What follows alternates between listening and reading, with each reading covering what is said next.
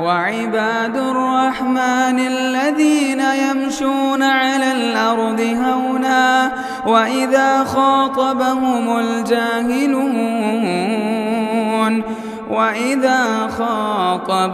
الجاهلون قالوا سلاما. السلام علیکم ورحمۃ اللہ وبرکاتہ. الحمد للہ رب العالمین والصلاة والسلام علی سید الانبیاء والمرسلین اما بعد. اللہم صلی علی محمد وعلی آل محمد کما صلیت علی ابراہیم وعلی آل ابراہیم انک حمید مجید. اللہم بارک علی محمد وعلی آل محمد کما بارکت علی ابراہیم وعلی آل ابراہیم انک حمید مجید.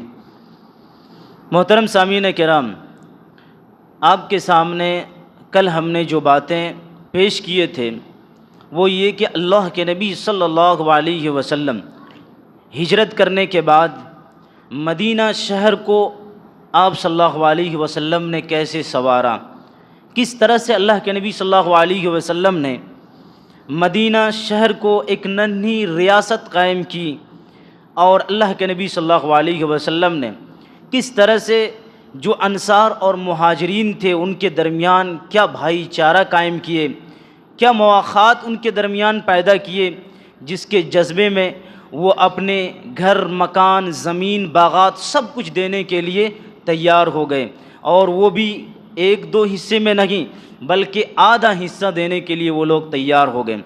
اسی طرح سے اللہ کے نبی صلی اللہ علیہ وسلم ادھر پوری تیاری میں تھے کہ کس طرح سے مدینہ کو پرامن بنایا جائے، یہاں کس طرح سے مسلمان اچھے طریقے سے یہاں رہے اور سکون کی زندگی گزارے اور اللہ رب العالمین کی عبادت کریں. لیکن ادھر اگر مکہ کے مشرکین کی حالت کو جانیں گے تو ہجرت کر کے آنے کے بعد بھی انہیں سکون نہیں تھا.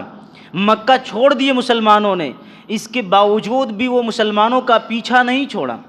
ان لوگوں نے اس کے باوجود بھی کہ یہ لوگ اپنے مکان، زمین، جائیداد سب کچھ چھوڑ کر کے آ گئے، یہ کم از کم مان کر کے تو چھوڑ دیتا، لیکن اس پر ان لوگوں نے بس نہیں کیا، بلکہ اللہ کے نبی صلی اللہ علیہ وسلم اور مسلمانوں کے خلاف بھڑکانے کے لیے اور نبی صلی اللہ علیہ وسلم کو وہاں سے کہیں نکال دینے کے لیے، مدینہ سے نکال دینے کے لیے طرح طرح کی پلاننگ کر رہے تھے.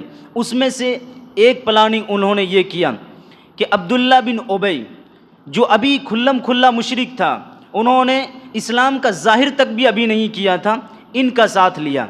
چونکہ ہم نے آپ کو بتایا تھا کہ یہ عبداللہ بن ابی یہ شخص پہلے ایسا تھا کہ ایک جنگ ہوئی تھی، جنگ بعاث، جس میں کہ اس کے بعد مدینہ والوں نے کہا تھا کہ آپ کو ہم سردار بنائیں گے، آپ کو ہم بادشاہ بنائیں گے. لیکن اسی بیچ میں نبی صلی اللہ علیہ وسلم ہجرت کر کے چل جاتے ہیں اور مسلمانوں کی تعداد کافی ہو جاتی ہے، تو مسلمانوں نے نبی صلی اللہ علیہ وسلم کے رہتے ہوئے کسی اور کو چن بھی نہیں سکتے قائد، اور کسی اور کو اپنا رہنما سمجھ ہی نہیں سکتے. یہ لامحالہ بات ہے.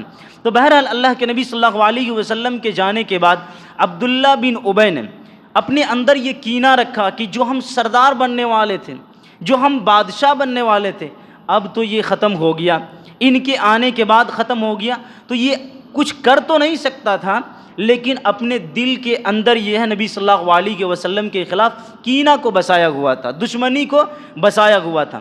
لیکن دیکھیے، ایک آدمی چالاکی کرتا ہے اس طرح سے کہ کسی پر وار کرنا ہو یا کسی کے خلاف حملہ کرنا ہو تو اس کے دشمن کو ڈھونڈ کر کے اس پر وار کیا جائے تو بہت آسان ہوتا ہے. تو عبداللہ بن ابی جو مدینہ ہی کا تھا اور اسی انصار کے خاندان ہی سے تھا، تو ان کو ان لوگوں نے، مکہ کے لوگوں نے ایک خط لکھا اور دھمکی بھرا خط تھا. اس خط میں کہا گیا کہ تم نے اگر ہمارے اس صاحب کو ہمارے یہاں واپس نہیں کیا تو تمہارے جوانوں کو قتل کر دیں گے، تمہاری عورتوں کی عزت کو پامال کر دیں گے. جب یہ خط عبداللہ بن ابی کے پاس پہنچا تو انہوں نے جو اور بھی مشرک تھا مدینہ کا ان کا ساتھ لیا اور نبی صلی اللہ علیہ وسلم کے خلاف جنگ کرنے کے لیے تیار ہو گئے. ابھی جنگ کی اجازت اللہ کے نبی صلی اللہ علیہ وسلم کو نہیں ملی تھی.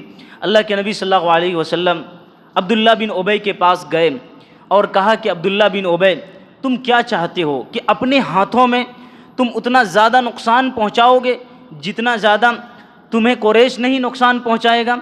یعنی تم قریش کی دھمکی سے ڈر گئے اور اپنے آپ کو زیادہ نقصان پہنچانا چاہتے ہو۔ اللہ کے نبی صلی اللہ علیہ وسلم کے کہنے کا یہ مطلب تھا کہ آپ ہی کے تو خاندان کے لوگ ہیں، آپ ہی کے چچا ہیں، آپ ہی کے بھائی لوگ ہیں، آپ ہی کے رشتہ دار ہیں یہاں مدینہ میں، ان کے خلاف تم جنگ کرو گے تو نقصان کس کا ہوگا؟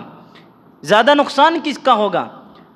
تو وہ سمجھ گیا، اور جو لوگ بھی ان کے ساتھ تھے وہ پیچھے ہٹ گئے۔ تو بہرحال اس طرح سے وہاں پر جنگ نہیں ہوئی۔ اس کے ساتھ ساتھ ان کی اور ایک دشمنی کو جانیے کہ سعد بن معاذ کو ہم نے آپ کے سامنے پیش کیا تھا کہ سعد بن معاذ یہ اپنے قوم کا سردار تھا، اور مصعب بن عمیر جب مدینہ میں دعوت کے کام کے لیے آئے تھے اور اسعد بن زرارہ یہ دونوں دعوت کا کام کر رہے تھے، تو جو سردار تھے سعد بن معاذ انہوں نے آ کر کے پہل تو دھمکی دی تھی، اور پھر جا کر کے مصعب بن عمیر کے سمجھانے کے بعد اسلام قبول کر لیے۔ یہی سعد بن معاذ ہیں، یہ ایک مرتبہ عمرہ کرنے کے لیے جاتے ہیں اور وہ امیہ بن خلف کے مہمان ہوتے ہیں۔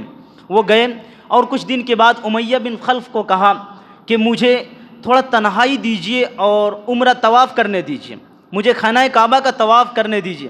تو گئے امیہ بن خلف کے ساتھ، لیکن وہاں بیچ میں ابو جہل ملتا ہے، کہتا ہے کہ یہ کون ہے؟ امیہ بن خلف سے پوچھتا کہ یہ کون ہے؟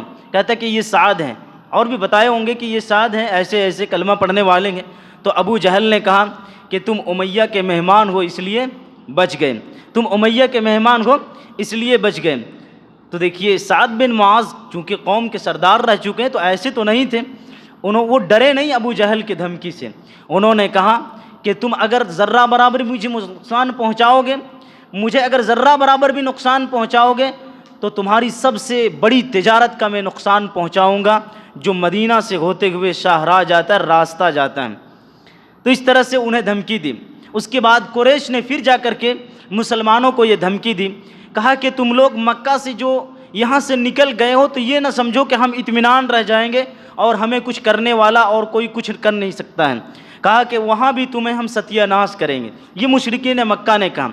اللہ کے نبی صلی اللہ علیہ وسلم ادھر تیاری میں بالکل غفلت میں نہیں تھے نبی صلی اللہ علیہ وسلم کہ ہم آ گئے مدینہ تو یہاں پر امن ہے اور سب کچھ ٹھیک ہے، مشرکین مکہ اب ہمیں کچھ نہیں کر سکتے، بلکہ اللہ کے نبی صلی اللہ علیہ وسلم اپنے آپ کا پہرا دیتے تھے، جاگتے تھے۔ ایک دن اسی طرح اللہ کے نبی صلی اللہ علیہ وسلم جاگ رہے تھے کہ اسی درمیان میں ایک شخص آئے، اور اللہ کے نبی صلی اللہ علیہ وسلم خواہش بھی کر رہے تھے کہ کوئی اللہ کا نیک بندہ آتا اور پہرے داری کرتا۔ اتنے میں ایک شخص آئے اور ہتھیار کی جھنکار سنائی دی۔ عائشہ رضی اللہ عنہا کہتی ہیں، صحیح بخاری کی روایت، کہ ہتھیار کی جھنکار سنائی دی تو اللہ کے نبی صلی اللہ علیہ وسلم نے پوچھا کہ کون ہو؟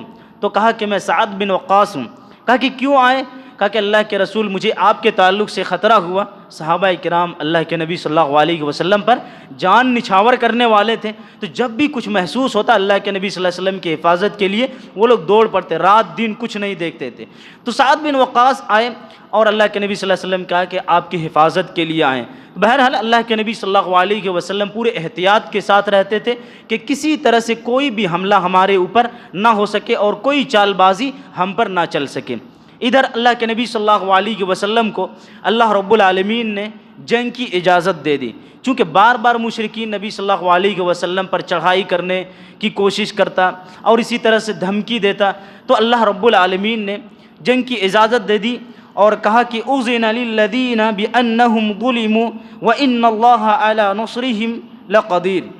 کہا کہ جنگ کی اجازت ملنے کے بعد اللہ کے نبی صلی اللہ علیہ وسلم نے بہت اچھا منصوبہ دیا۔ نبی صلی اللہ علیہ وسلم نے بہت اچھا پلاننگ کیے کہ چونکہ ابھی تو سب سے پہل جو ہمیں مقابلہ کرنا ہے وہ قریش کے لوگوں سے کرنا ہے، تو نبی صلی اللہ علیہ وسلم نے اس کے لیے دو پلاننگ کی۔ ایک تو یہ کہ مدینہ کے ارد گرد کے جو لوگ ہیں، مدینہ کے ارد گرد کے جو رہنے والے ہیں اور جو مکہ اور شام کا جو راستہ ہے اور اس کے کنارے میں جو رہنے والے لوگ ہیں ان سے دوستی کیا جائے اور ان سے معاہدہ کیا جائے کہ ہم تم سے نہ لڑنے والے ہیں نہ کچھ کرنے والے ہیں بلکہ تم ہمارے دوست ہو۔ اور دوسرا پلاننگ اللہ کے نبی صلی اللہ علیہ وسلم نے یہ کیا کہ جو بھی اس طرح کے راستے ہیں جو مکہ سے مدینہ آتے ہوں یا شام سے مدینہ آتے ہوں، جو ان کی تجارتی راستہ اور بزنس کا راستہ ہے، تو کہا کہ ان راستوں میں حفاظتی دستہ بھیجا جائے، یعنی ایک ٹیم بھیجا جائے جو وہاں پر حفاظت کرے اور نگرانی کرے۔ تو اللہ کے نبی صلی اللہ علیہ وسلم نے جنگ کی اجازت ملنے کے بعد نبی صلی اللہ علیہ وسلم نے یہ 2 پلاننگ کیے، اور اللہ کے نبی صلی اللہ علیہ وسلم کا یہ پلاننگ بہت کارگر ثابت ہوا۔ آگے آپ کے سامنے انشاءاللہ ہم رکھیں گے کہ کس طرح سے ٹیم کو اللہ کے نبی صلی اللہ علیہ وسلم بھیجتے تھے اور کن کی نگرانی میں نبی صلی اللہ علیہ وسلم بھیجا کرتے تھے۔ جزاکم اللہ خیر۔ اللہ رب العالمین سے دعا ہے رب العزت ہم تمام لوگوں کو صحیح دین پر عمل کرنے کی توفیق نصیب فرمائے، آمین۔